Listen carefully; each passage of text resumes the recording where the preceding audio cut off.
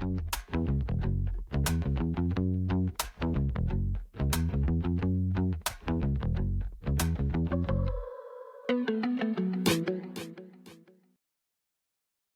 my name is David Oles, and I'm your co-host for Mississippi Happenings podcast. Joining me each week is my friend and co-host, Jim Newman. Jim, how are you, buddy? I'm doing fine. How are you doing? Man, I'm good. I'm excited about today's show. Yes, we are very fortunate to have two very distinguished guests with us, and very happy with that. Why don't you tell us about them? Each week, we talk about the kitchen table issues facing Mississippians, but we cannot ignore the fact that what happens around the world affects us in Mississippi. Since September the 2nd, the U.S. military has struck at least 3 boats off the coast of Venezuela, killing at least 17 people. President Donald Trump said that the boats were carrying drugs en route to the United States. 7 warships, a nuclear-powered submarine, and F-35 stealth fighters have been deployed to international waters off Venezuela's coast. This is the biggest U.S. naval deployment in the Caribbean. Today, we have 2 very distinguished individuals with firsthand experience and knowledge of military affairs and international laws and diplomacy. I want to first welcome retired Rear Navy Admiral Jamie Barnett. Jamie is a professor at the Ole Miss Center for Intelligence and Security Studies, teaching national security and cyber security policy courses. He served 32 years in the U.S. Navy and Navy Reserve, rising to the rank of Rear Admiral and serving as Deputy Commander. Jamie also can be found on Substack's Opinionated by Facts. Jamie, we want to thank you for your service to our country, and it's great to have you with us again. David, thanks. Thank you and Jim for having me back. Also, joining us is Major General Andy Turley. Major Turley is a retired Air Force Major General and a retired senior executive with the Department of Defense. He served more than 27 years in a wide variety of active duty and reserve judge advocate positions in the wing, major command, and at the Pentagon levels. His highest military award is the Distinguished Service Medal. He is currently counsel to the law firm of Follett in McLean, Virginia. Major, thank you so much for your service, and thank you for joining us today. Thank you, Dave. It's my honor to join you today. Fantastic. And I am going to correct you, David. That's Major General Turley. Yes. You can easily pick out the civilian in the group. My apologies, Major General. Jim, no you worries. want to get us Jim, you want to get us started? Sure, I guess I can get us started. When I was in the Air Force, and the same is true of all the military groups, there's a chain of command. And I've been wondering if I am the captain of one of the ships that fires whatever artillery they're using to destroy these ships, where does he get the command from? It has to be he can't. I don't think he can take that on his own, and I assume that there's a chain of command where he gets the authority to do it. Because as far as I know, I don't think it's part of the United States military to blow up ships in international waters. So if I'm the ship's commander, I certainly want to be on solid footing so that I know that that command is legitimate.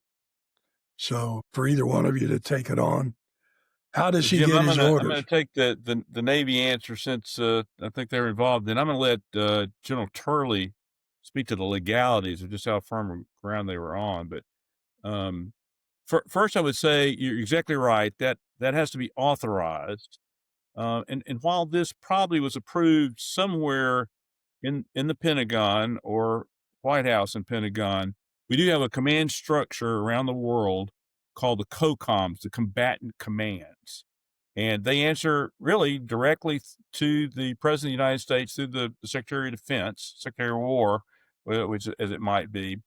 And in this particular case, it's U.S. Southern Command, which has it's the area of assigned responsibility that basically covers Central America and South America. And the Southern Command is all of our forces. It's a joint and unified command.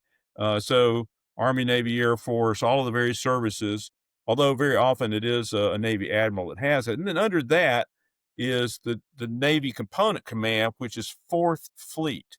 And when you were mentioning, when David was mentioning the various types of ships and submarines and things like that, these would all fall under 4th Fleet. And 4th Fleet is a little bit, and the U.S. Southern Command mission is a little bit different from other places in the world. We're not really too worried about being attacked by any of those countries, but the missions we have is to actually, work with other militaries, gain influence with those communities. We also want to do humanitarian assistance and disaster relief and counter drug operations.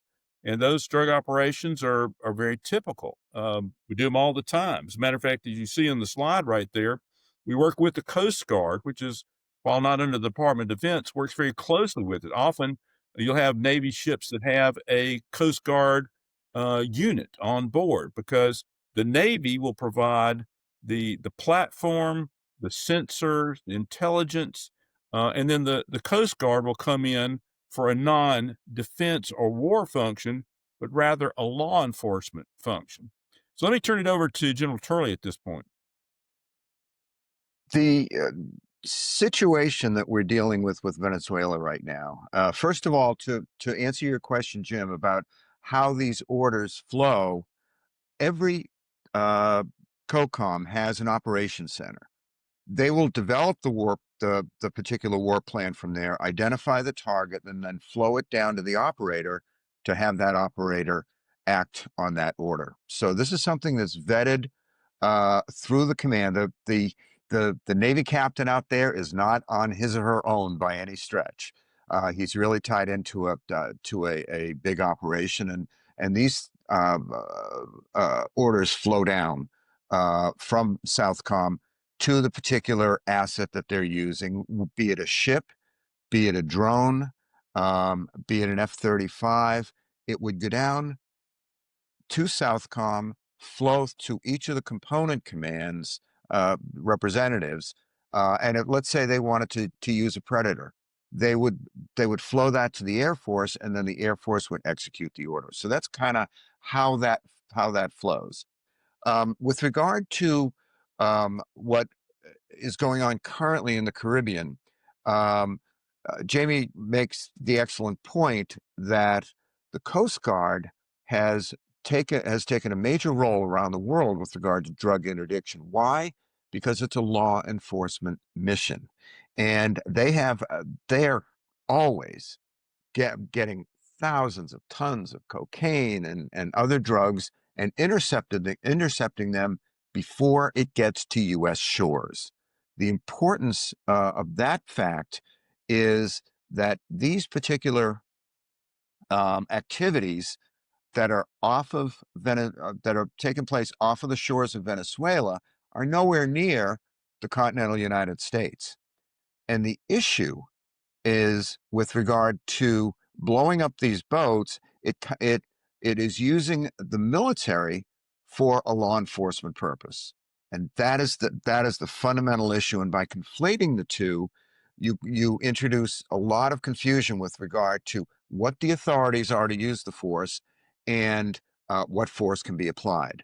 When you have somebody driving a drug boat, they are not a combatant. They are a civilian, whether they're armed or not. And everything is fact specific in terms of making a determination of when you can fire and who you can fire upon. The Secretary Rubio made the point that, well, in the case of blowing up, at least in response to questions about blowing up the first boat, well, we could have intercepted, but we just decided to go and basically blow them out of the water. That's really problematic on a couple of levels. First of all, under U.S. law and under international law, the key to all of this is the fact that force is a last resort, not a first resort. It's if a policeman in Jackson, Mississippi, were defending herself against a threat, the threat would have to be imminent, and she would only have to use deadly force if she was in immediate danger. The same concept holds true with regard to dealing with threats against the United States. And when you talk about the international law of armed conflict, when you talk about the U.S. law of armed conflict, you're talking about the rules that exist in dealing with opposing nations and opposing armed forces. And you exercise, you take a defensive posture on that based upon the fact that whether you are fired upon or whether you're in imminent danger of being fired upon. It doesn't, the argument with regard to the drug interdiction here is the fact that, in my view, based upon my experience as a military lawyer, there was no imminent threat to the United States.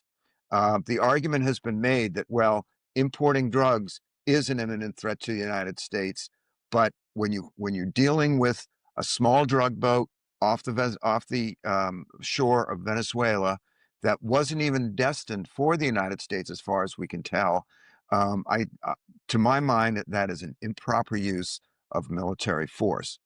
And as the Secretary says, what we could have done, what we usually do, is use the Coast Guard, a law enforcement agency, to go ahead and do the interdiction. There was even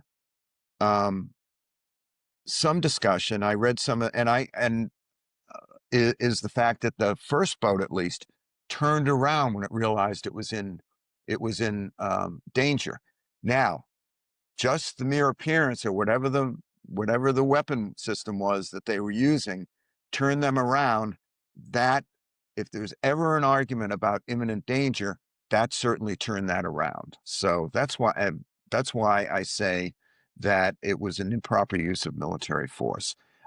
Even the policeman in Jackson, Mississippi, the policewoman, if a felon is fleeing, she can't shoot him in the back.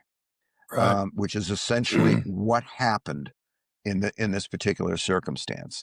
I don't consider the argument has been made that, well, drugs present a real danger to the United States and to our country. I absolutely agree with that, but it's not the same as a military threat. It's not the same as an armed force threat like Al Qaeda, like ISIS, like Iraq and Afghanistan. It is a far different threat, and it is not a threat that can be met, in my view, under both domestic and international law, by use of military force. Let's put it in terms of land. What if there's a suspected drug lord that's driving, let's say 500 kilos of cocaine across Dallas? You can't shoot him with, a shoulder-mounted, shoulder-launched weapon and just blow up his car. We have to have some kind of evidence that can lead to probable cause. And so, they said we had intelligence on this, and as Major General Turley knows, anytime an intelligence brief is being delivered, they give it with a level of confidence. And the reason that they do that is that you're putting together lots of pieces of information that may not always turn out to be the case. And so they hedge it. So, an intelligence report's a whole lot more like a weather report than it is like an indictment. It is actually based on testimony, sworn testimony. So, yeah, so they said there are drugs in that boat. They say these are drug people. They say it's headed toward the United States. Maybe it is. But, in that first boat with 11 people, that's a whole lot of people to be delivering drugs and it's 1,000 nautical miles from the continental United States. Why do they need that many people? They could have taken some of those people out and actually had more drugs on board. So there's a real question. Well, maybe they were actually human trafficking in some ways or something like that. So you just killed a bunch of innocent people. So, the thing that concerns me, and I think the thing that General Turley was alluding to, is somebody said, this is what we're going to do. It came down through Southern Command. And at some point, there was a situation where he said, shoot that boat. And somebody had to issue an order. And the question always is that a lawful order? Because we have a duty to obey lawful orders. And we also have a duty to disobey unlawful orders. Now, I don't know that this will ever be adjudicated, because the people that would be judging this would be the people who are probably issuing the orders or issuing the operation on this.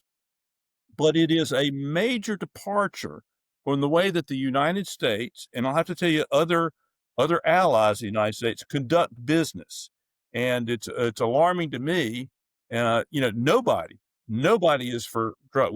Nobody is suggesting that we should allow these drugs to come out of Venezuela or to go anywhere else at all. But we have a program for that. That's what we've been doing, is interdicting these things. And it's far from going to war with Venezuela, although some of these actions may, result in some kind of reaction from Venezuela. We know that, or let me ask you this. With Donald Trump, we don't, we don't know really what is going on in his mind or why he does certain things. But what do you think could be maybe the real reason or real reasons for the attack? My sense is that it's intended to be a deterrent, which is fine, but that's not how we do business. The problem is you can have a deterrent, but when a deterrent becomes an illegal activity, that's a horse of a different color. And I consider this an illegal activity because of the misuse of military force in this context. So that's really kind of my sense on what's going on. And I, the administration, Secretary Rubio, have not really come up with any legal basis for the action other than drugs are bad for America. Drugs are dangerous to America. I do think that one of the things, and I made the observation before, that the Trump administration, if you try to analyze the totality of their policy, is, well, what would a reality TV show be if you put it into the White House? And so it's always very performative. And in this particular case, who out there is for drugs and drug runners? Well, nobody is. So you can kind of say, well, this is an enemy that we can all be against together. The problem is that there are a lot of different ways to do that, and it doesn't have to involve killing people without due process. They could have stopped that boat and actually prosecuted them, and they'd still be alive. And we would have found out, were there drugs on there? Were they all drug runners? Were they actually somebody who was captured, didn't want to be on there? So the illegality of this is the thing, as General Turley says, that is most concerning about it. And if I can add to that, the Congress authorizes the military to take actions. That under Article 1 of the Constitution, Congress has the right to declare war. Congress issued, when we went into Iraq and Afghanistan, they issued what's known as an authorization for the use of military force. And that identified use of military force against Al-Qaeda, against ISIS, and against those armed opponents that we have. There is the administration, and no military has a blank check for the use of military force. And in this case, there's no authorization for the use of military force that has come from Congress to engage in this kind of activities. I have some colleagues of mine who published an op-ed in The Hill yesterday addressing this particular issue and saying Congress should really look into this because of the misuse, in my view, of military force for a law enforcement purpose. And By the way, I'm not sure, they haven't identified the units that were involved in this. I would think that they would have fallen under Southern Command, maybe Fourth Fleet. There may be some air forces that were viewed. You're seeing you were seeing a picture of the MQ-9 Reaper, as General Turley mentioned the Predator. If it was one of these types of assets that were shooting these boats, it's probably shooting a Hellfire missile or something like that. It's a $150,000 missile to take out, a pretty decrepit looking boat, when all you really had to do was, pull in front of them and stop them. And so that's another aspect of it that makes me think it's more performative in nature. They actually want the drama of killing these people, and I'm sure it does send a message to Venezuela, but it is a medieval message in a lot of ways. It's not the way that nations in a situation where we believe in and support the international laws should behave. Jamie, you probably know. Do you think it's cheaper to send that Hellfire missile or send a Coast Guard ship?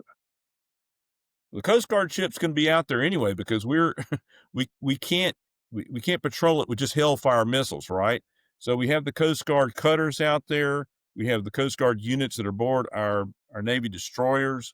Desron 40 is deploys ships to this area for this very purpose. We're going to have them out there anyway, and they're going to be more effective. It's like asking for the Coast Guard picking up 75,000 pounds of cocaine. That was done without a Hellfire missile.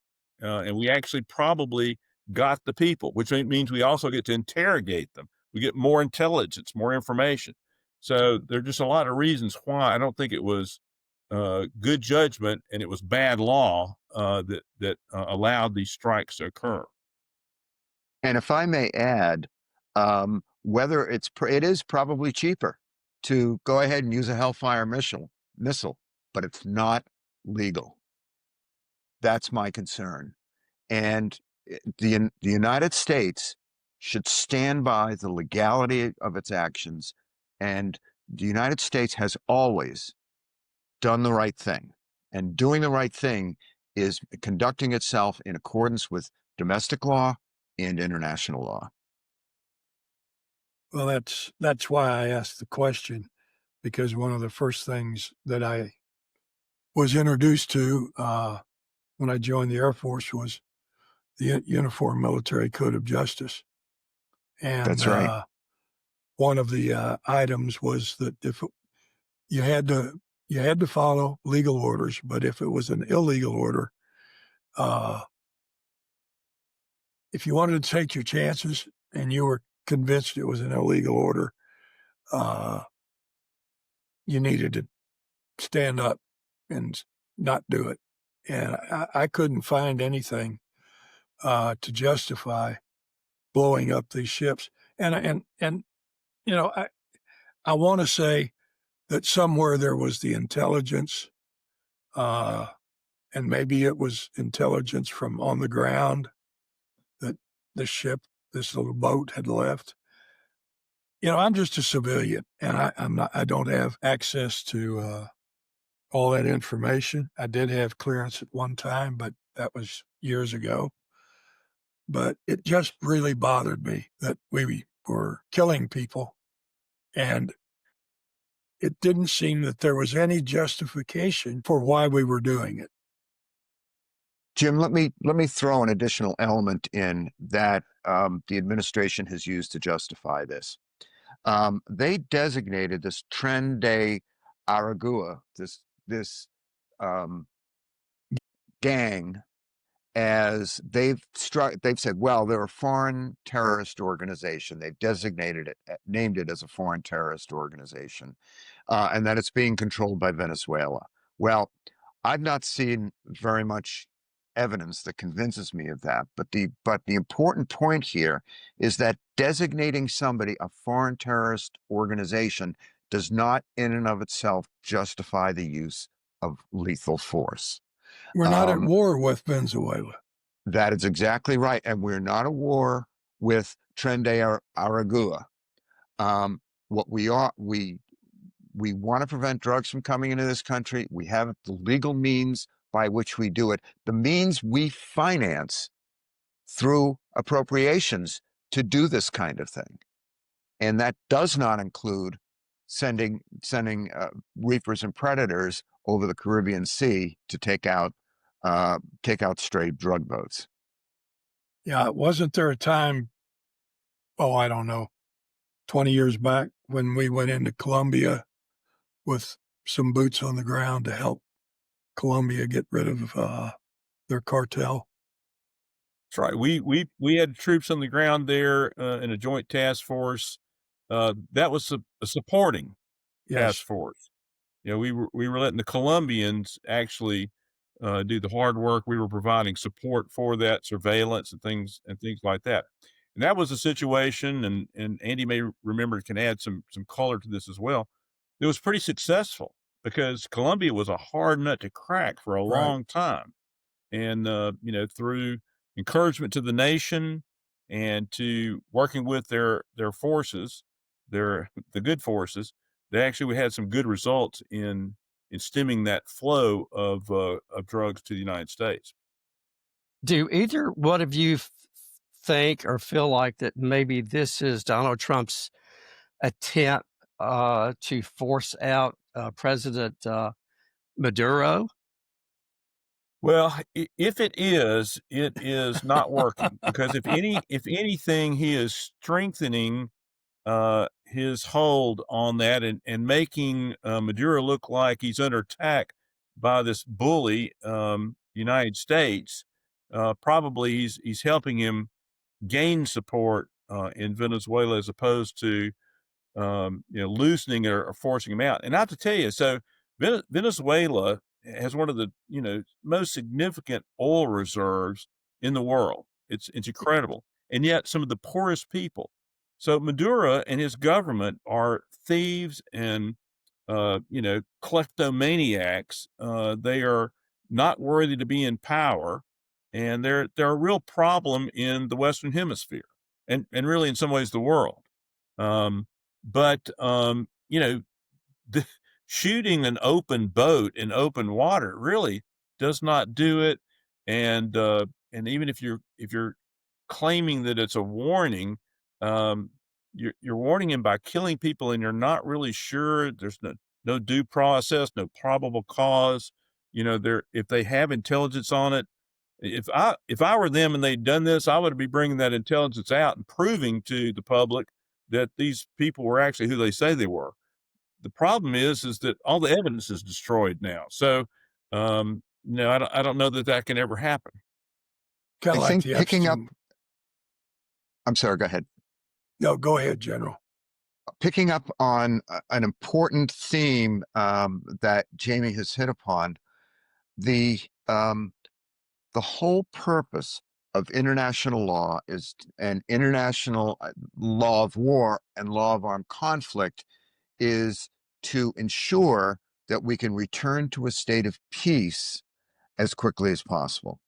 First of all, there is no ongoing active war going on with regard to Venezuela, and I don't know that we're looking to start one or not. That's way above my pay grade. but the important thing is, General, there's not much above your pay grade.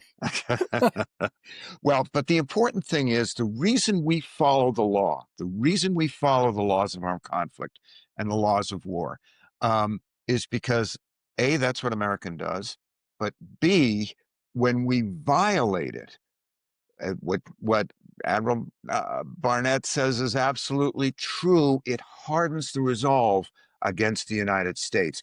When we prosecute and I know the current Secretary of Defense was involved with a couple of the special forces criminal actions in Afghanistan. And he was just outraged because people were being prosecuted for shooting civilians, for murdering civilians. Well, you know what? That is a violation of the Uniform Code of Military Justice, and that those um, courts-martial went forward not just because a court-martial convening authority said so, but because the unit itself was outraged, because that's not the way America operates. We operate within the boundaries of the law. We don't operate outside of the boundaries of the law. What my concern about the Venezuela situation is, we're operating outside the boundaries of the law. And you think that these attacks are a violation of human rights laws, correct? I do. Okay. And the key thing about human rights law is you don't kill. The military does not kill civilians, and these people are civilians. They may be bad civilians. We may not like them, but we don't kill civilians. Kind of like free speech, isn't it? Yes, it is. We do know that in August, the State Justice Department increased the reward for Maduro's arrest to $50 million. So we know that he has, the Venezuelan president has a $50 million bounty on his head. Well, I could give him some advice. Don't get in a little boat and head out. Right. Exactly. How far down does Southcom? Does it cover all of South America? Yeah, it covers all of South America, and basically, Andy will have to remind me on this. I think it's everything really south of Mexico, the Caribbean, and all of Central and South America. Mexico, I think, is considered part of Northcom, Northern Command. Where is it headquartered? Southcom is in Mayport, Florida. Yeah, it's in. I've been to the Southcom headquarters. Or is it in maybe Tampa? It's in. No, CENTCOM is in Tampa.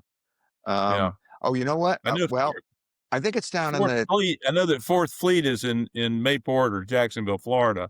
I'm not sure about this. I think Southcom is based down in the Miami area. Miami. Yeah, that's Yes. right. It's Miami. Right.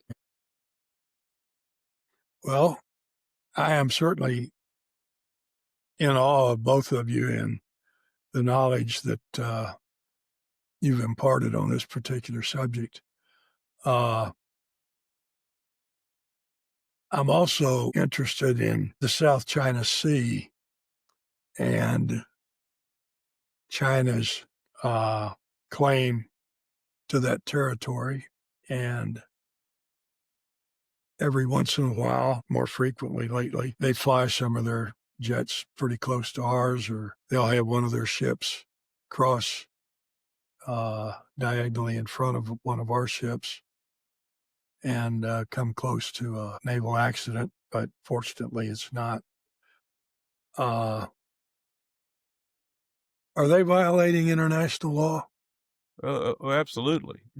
So I've likened what the Chinese are doing in the South China Sea. We don't have a map or a chart of that, but I encourage people to look at the South China Sea. It does say China, but it borders on a lot of Southeastern Asia and the Philippines, and China has been claiming it based on an old British chart that they did a little dashed line for some reason on it, called the 9-dash line, or some people now call it the 10-dash line, and that is the sole legal basis for which they claim the entire area. And there's not as much death. I don't know if I've heard any deaths going on there, but it is a grab the same way that Putin is grabbing Ukraine. We don't get this much in the United States, but on a daily basis, there are incidents at sea between the Chinese and the Filipinos, the Vietnamese.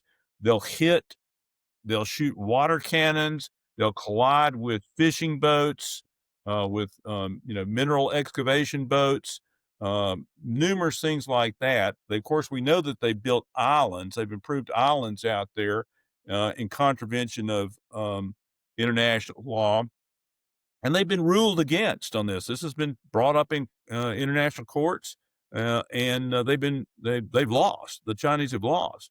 Andy, what would you say? I would say that it is probably the single most important shipping lane in the world. It is key to commerce in the United States, commerce in Europe, as well as commerce in China. And the problem is that China has been just put its elbows up and said they've relied upon the 9-dash line. They've also relied upon these. They've put bases on these islands that they've constructed so that they can exert influence and control over the South China Sea. I'm surprised we haven't had more upsets than we have had. They seem to be a little quiet right now, but there is, I think, as Jamie indicated, there is probably a lot of activity going on over there.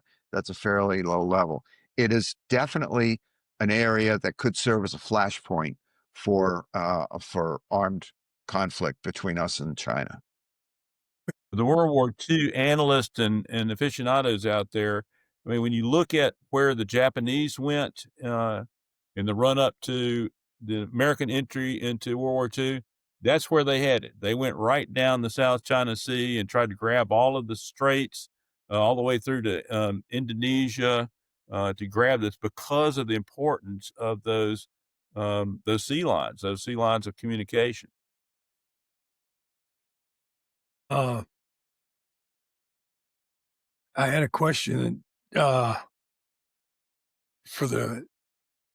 that the Major General mentioned, and I can't think of it right now. Is it? I know what it is. Is it? What do you think the reason that they want Taiwan? Is it because of the technology, or is it just they want to take back Taiwan? My answer is yes to both. I think there's a real historical element there, and there's also the whole technology. And Taiwan is a it's a small country, but it's a very productive one, and it has thrived for so many years ever since it really was established right after World War II. So I think they want both. And I'm afraid it'll go the way, if they ever get Taiwan back, it'll go the same way as Hong Kong. Hong Kong was just a jewel of the East, and they've effectively ruined it. Now it was nowhere near as productive as it was 20 years ago. And going to General Turley's point about kind of the history of it, they do see this as historically theirs. And I think that's very akin to another dictator, Putin, wanting to get Ukraine back. Really the heart of Russian culture actually started in the area around Kyiv. And so, he feels like he wants that back as part of the ancestral Russian Empire. And this, interestingly, is why what happens in Ukraine and the United States posture with regard to Ukraine is so important and has so many ramifications for what goes on in the South China Sea with respect to Taiwan. It all ties together. And Jamie, since you brought up President Putin, what do you think how do you think he fits into this equation with Venezuela? Well, so there's an interesting book that has been written by one of the great authors that I think are out there, named Anne Applebaum, and it's called Autocracy, Inc. Yes. And, she talks in the book about how we have this kind of cartoon image in our minds about what a dictator is. You know, he's got a uniform and he struts around like El Duce and stuff like that. I said, that's not the way it is anymore. These are corporate giants who are all working together. And we see a lot of that going on. So Putin and Xi Jinping, but also, you know, to the degree that Narendra Modi in India is now more of it's an electoral democracy. I mean, an electoral dictatorship, but kind of acting with dictatorial policies. They're trying to kind of come together. They're all interoperating with each other, and so Venezuela is one of those that's kind of aligned that way. And we see the American rule-based order that's existed for over 80 years now starting to break apart. And I don't think that that's going to be really good for America. It's not going to be good for a lot of what we used to call the free world. Mm-hmm. What do you, this question for both of you, what do you think the world's opinion of America is today? Well, Andy, you need to ask, before you answer that, ask him, is it before or after President Trump's speech to the UN this week? I was going to ask about that, but go Yeah, ahead. I mean, I think we, far from, you know, making friends around the world, we are alienating people with our tariffs and also our on again, off again tariffs and our denigration of other countries and various institutions, our flouting of international law. Um, I I don't think we're making friends. I think we're losing them. Unfortunately, I think that that's true. I'll tell you, one of the biggest things that I think we're losing is the trust of our allies. After World War II, the United States worked with our allies in Europe to form NATO. And that was to be opposed to a further Russian influence, the spread of Russian influence in Europe. Since that time, we've engaged with a number of other partnerships and alliances. And again, what has been the basis of all of this is that we are the United States. We will do the right thing. We will follow the law, and you can trust us. What really concerns me now is we're losing the trust of our allies. And we're losing the trust of our allies because of tariff policy, because of support policy. How many times have we gone back and forth in terms of support for NATO, support for Ukraine? And America, I think, in the eyes of many now, cannot be trusted to be looking out for the interests of each of those nations as well as its own. Does that make sense? Yes, It does. absolutely. And I fear too that you know, President Trump has denigrated international institutions such as NATO and UN, and I don't know, and General Turley may know if he can unilaterally pull the United States out of the UN. I hope that's not true, but as we've seen with his actions on various agencies in the United States government, he could effectively do it, which would nearly cause the collapse of one of the great institutions. It's not perfect; it needs reform. It's not as effective as it can be in every place, and there have been some abuses. But it is one shining area where the nations can come together and reason.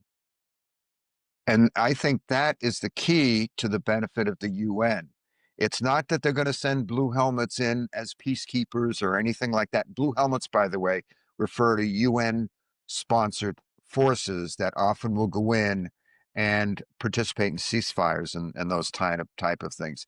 It's the fact that it's a forum where the nations of the world can come together and that they can talk. And it may not, and it may not be perfect, as Admiral Barnett says, but the important thing is it's there.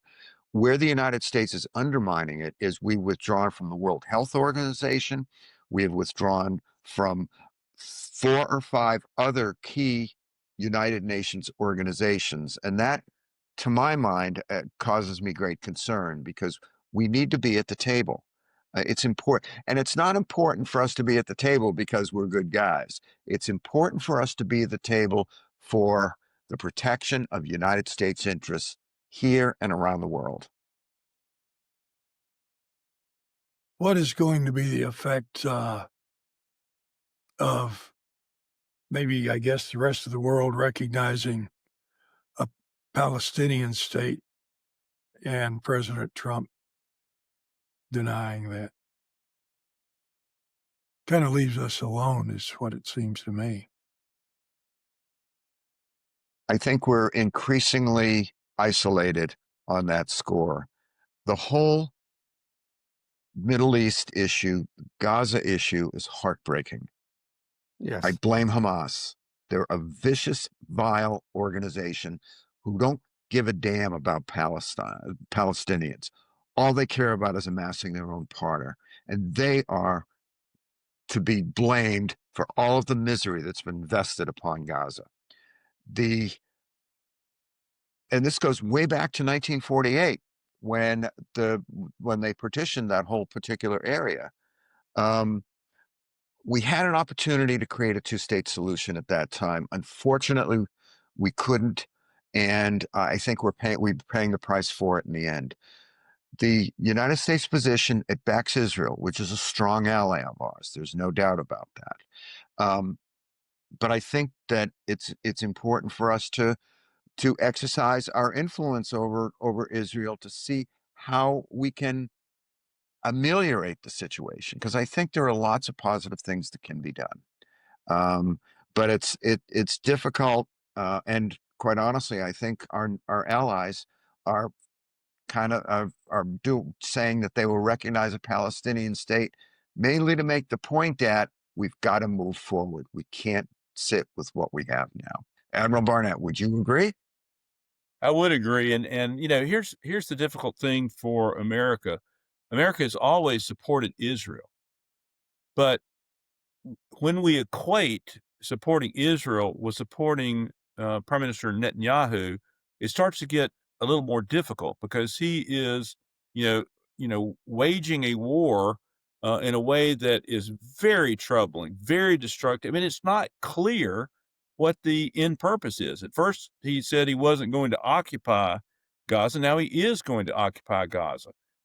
Israel had signed on to the concept of a two-state solution. Netanyahu, over the time that he's been in office, I can't remember how long it is, but it seems like it's 2 decades now, has in essence been doing everything to keep, and make a two-state solution impossible.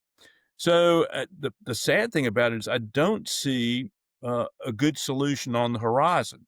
Just like Putin doesn't want peace in Ukraine, he's just not really interested in that.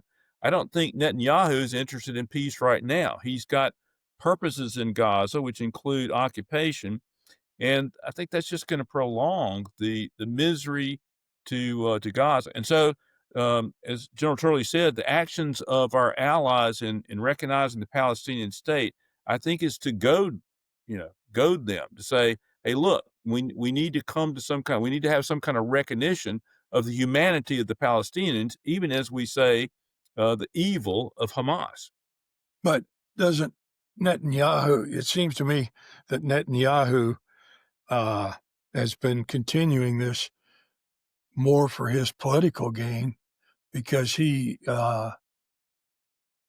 if the war was ended today, it's my understanding that he would probably be indicted for what he did back to the justices, the justice courts or whatever, years back.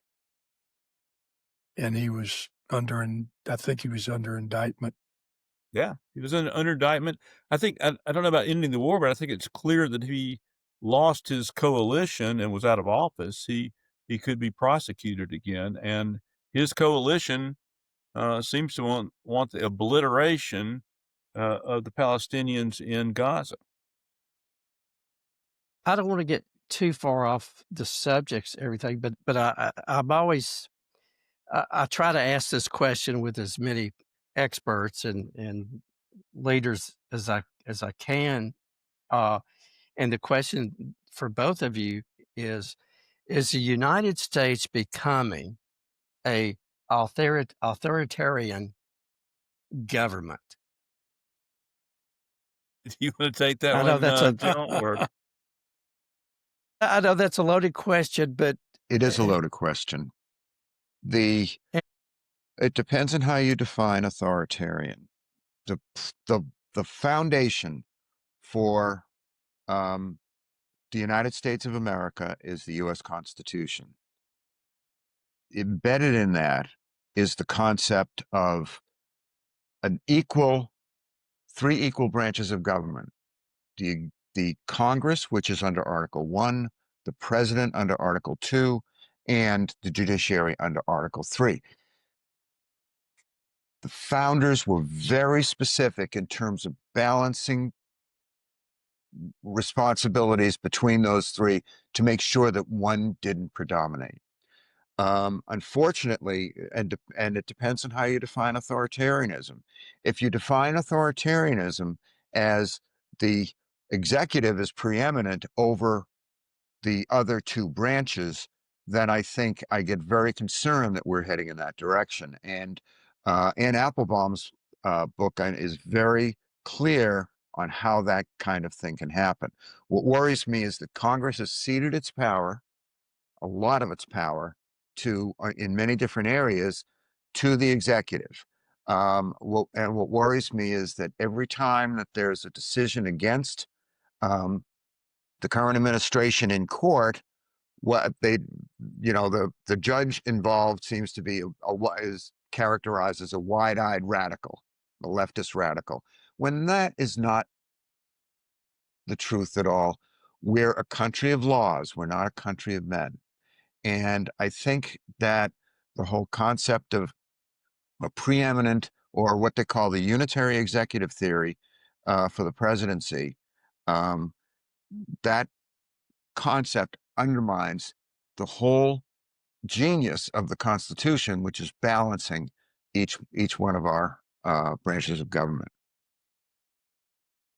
and I would agree entirely. And if you look at some of the books, like Tim Snyder's On Tyranny and Anne Applebaum's works, Twilight of Democracies and Autocracy Inc., you can almost like have a bingo card of what's happening. So, suppression of democratic institutions such as the courts, suppression of the free press, prosecution of journalists, using the courts against your enemies, disobeying various laws and mores. So the concept that I remember all the other previous administrations, there was this since Nixon at least, but there was this limitation on the communications between the White House and the Attorney General, the White House and the Department of Justice. That's broken down. And as a matter of fact, I mean, he tweets instructions to the Attorney General now on who to prosecute. As all of those start to break down, you can start looking at where else this has happened. So whether it's India, whether it's Germany and things like that, you don't go directly to dictatorship. You can go to kind of to an electoral dictatorship. That's the way it was with Hitler. Hitler was actually asked. They gained shares in the Bundesstaat. They got a certain number of people, and he was asked to form a government. And he immediately started undermining all of the democratic institutions, including the courts. And so, are we autocratic? Well, we're certainly more autocratic than we were a year ago. That kind of brought us all the way back around to why I had my question about the legality of blowing up these Venezuelan boats.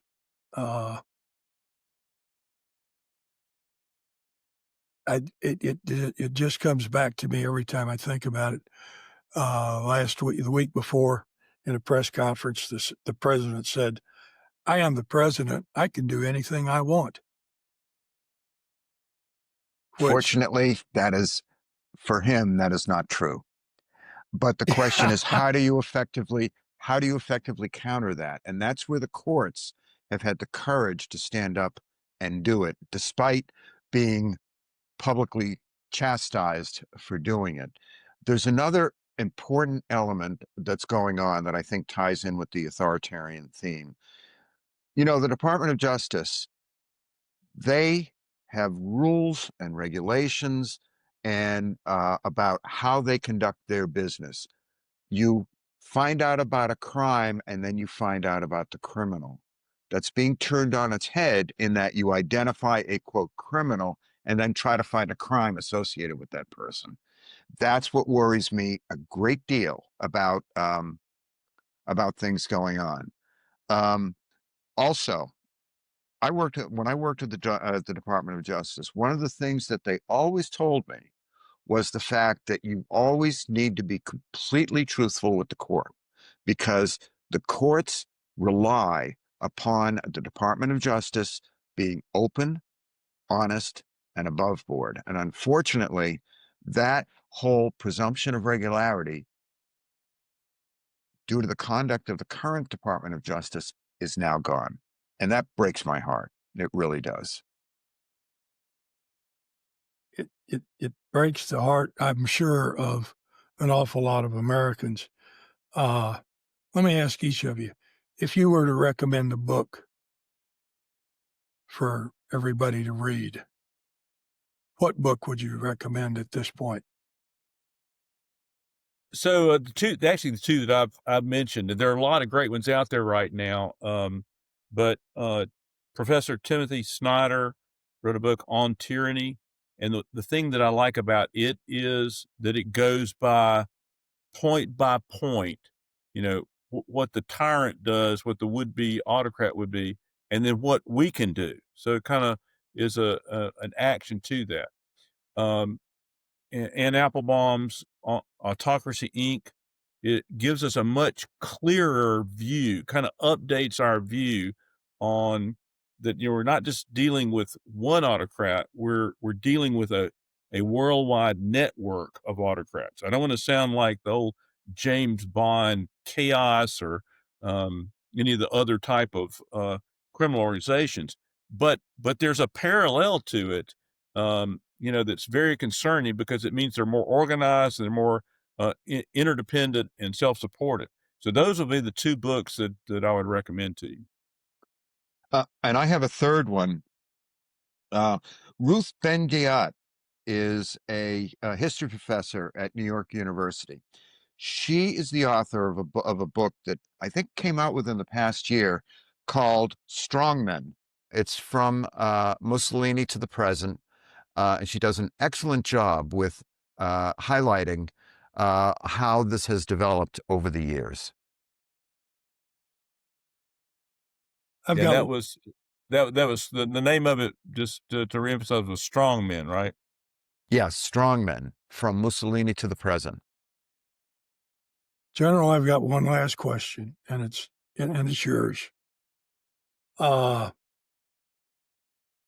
Listening to you and Jamie, the blowing up of these boats in the Caribbean appears, or at least sounds to me, like it's not a legal action. Who can file a lawsuit, or who would have standing to challenge that in a lawsuit? Because somebody had to approve this, and I just can't imagine that it did not get run by some JAG officer somewhere that either ignored it or signed off on it or something. So who would have standing to challenge this? That's a very good question. I think the first people who would have standing would be the families of the people killed in the boats. But that's filing an action against the United States is a long, costly process, and it's not very practical. In terms of other people, see, the thing is, you have to have standing, you really have to have show a harm, and it's going to be difficult. This is why I think Congress really needs to look at it. And this is why my colleagues in their op-ed that they filed yesterday on the Hill have said, Congress, please take a look at this, because it's really an issue of authorities between Congress and the executive. So unfortunately, I'm not sure there's a judicial remedy involved here. It certainly wouldn't be a good one. I mean, like I said, it's just the burden on some poor family in Venezuela, and then the fact that they would, might run into the thing. Well, was your family member actually running drugs? But I suppose that you could file a wrongful death action in Venezuela, get a judgment, but then I don't know how you'd be able to enforce that judgment in Venezuela. Or whether you'd want to even try, because Yeah. you might not And come and back. and Jim, you've hit on one of the things that concerns me is uh, what is the accountability for this? This seems unlawful. The administration is not coming forth with evidence or a legal basis for the action, and there doesn't, unless the Congress investigates it and has some kind of oversight to bring out accountability. I think it not only remains unaccounted for, but it also can be repeated. I'm sure Yeah. it'll be repeated. I don't trust what's going on. This is Well, why it's guys, important for Congress to step in and examine this, because that's the That may be a good counterbalance. that may be a good place for us to end on that too. That's what really needs to happen next. Yeah. absolutely. Thank you. Major General Turley, thank you so much. Jamie Barnett, thank you so much again. It's good to see you. But this has been great, and we do want to maybe in a few months maybe follow up again with you guys.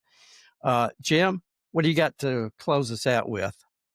The only thing I've got to close us out with is to those who are viewing this and have enjoyed it. I hope that you've learned something. That's the purpose of what we're doing, is to try to educate people. And when we're doing this, it costs money. So if you've got a few extra bucks in your pocket, David can tell you where you can send them. And David and I would be very appreciative, because at this point, it's kind of David and I and a couple of other people that are sponsoring this. So, David, do your shtick and tell them where to send the money. Absolutely. We do appreciate you listening. We appreciate you watching. We do ask that you subscribe, and yes, to subscribe, it is free.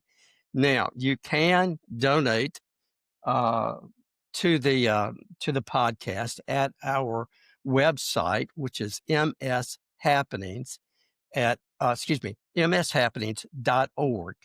Now you can also donate at our Cash App, which is the Cash App is $, MS Happenings, and also on PayPal, which is the @ MS Happenings. And also you can send us an email at mshappenings1@gmail.com. That's mshappenings and the number 1 @gmail.com. We would love to hear from you. We would love to hear what you think about this. We want your thoughts, your criticisms, your comments, whatever. We do enjoy this. Jim and I enjoy this, and we get an opportunity to meet so many interesting and knowledgeable people like Major General Turley and Admiral Jamie Barnett. So this has been a lot of fun. And I also want to invite you to check out Jamie Barnett's Substack, which is Jamie's Opinionated. Well, that's all one word, which is Opinion Aided by Facts. So it's good to see everybody. And guys, thank you so much. And as David? always, David, yes, sir. Yes. I forgot to mention, we are a 501c3, so any donations are tax exempt. So we're Absolutely. legit. The IRS will be looking for us next year. So Absolutely. So please, please subscribe and please donate if you can. And as always, may we never be indifferent to the suffering of others. Thanks so much.